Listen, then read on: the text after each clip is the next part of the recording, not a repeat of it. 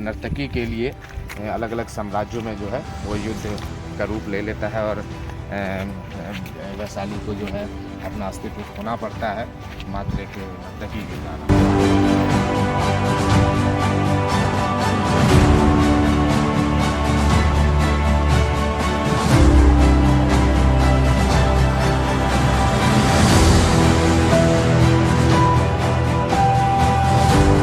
ये जो आप देख रहे हैं विशालगढ़, वैसे वैशालीगढ़ बोलता है इसको, लेकिन विशालगढ़ राजा विशाल के नाम पर है ये।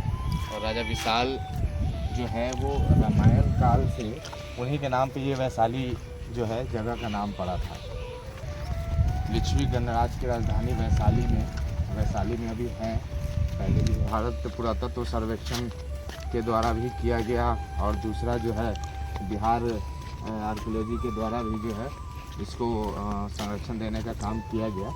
और इसमें जो है अलग अलग ये इम्पोर्टेंट इसलिए भी हो जाता है क्योंकि अलग अलग शासक सुंग, कुषाण, गुप्त साम्राज्य का बेसिकली जो है यहाँ पे अलग अलग साक्ष्य मिले हैं, एविडेंस मिला है।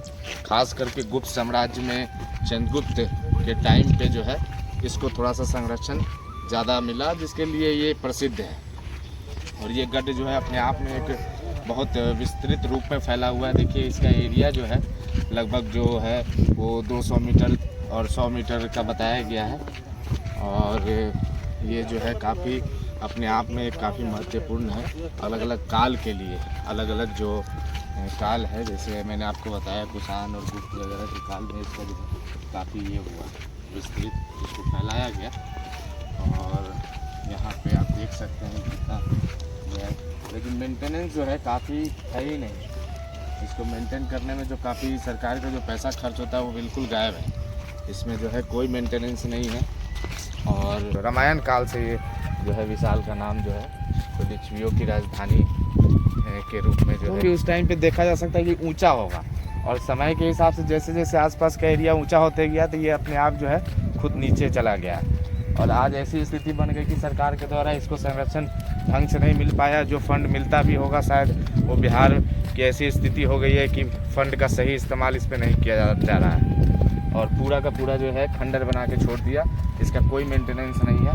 घास फूस ये सब सारे आप देख सकते हैं, कोई मेंटेनेंस नहीं। जबकि इतना इम्पोर्टेंट है, सिर्फ एक शासनकाल का नहीं बल्कि कई राजाओं के काल का इसमें वर्णन है।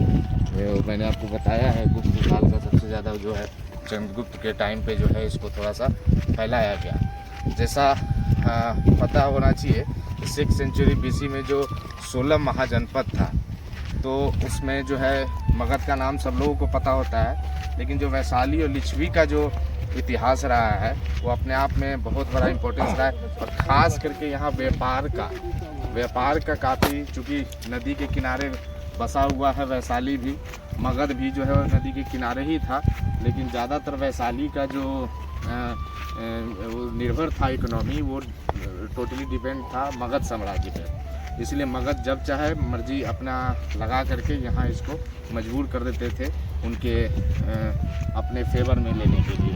तो ये तो काफ़ी इम्पोर्टेंस था व्यापार के हिसाब से, लेकिन सैन्य व्यवस्था के हिसाब से अगर देखा जाए, सैनिक के लिए देखा जाए तो मगध से ये काफ़ी जो है खराब तो नहीं बोलेंगे, कमज़ोर स्थिति में था। इसको हमेशा जो है मगध पे ही निर्भर रहना पड़ता था। कोई अगर बाहरी आक्रमण अगर यहाँ करते थे तो बाहरी आक्रमण जो है वो ज़्यादातर जो है यहाँ के जो जनपद के राजा हुआ करते थे वो ज़्यादातर हमेशा जो है वो मगध से ही मदद मांगते थे। और मगध से मिलने के बाद भी अपने आप को आश्वस्त करते थे कि यहाँ पे कोई आक्रमण न कर पाए। लेकिन कई बार ऐसा हुआ है कि मगध खुद ही इस पे आक्रमण किया। छोटा सा कहानी है, आम्रपाली जो एक नर्तकी थी उसको लेकर के, हालांकि इस कहानी को हम विस्तृत रूप से आपको बताएंगे कि कैसे एक के लिए अलग अलग साम्राज्यों में जो है वो युद्ध का रूप ले लेता है और वैशाली को जो है अपना अस्तित्व खोना पड़ता है मात्र एक नर्तकी के कारण। तो आगे देखें।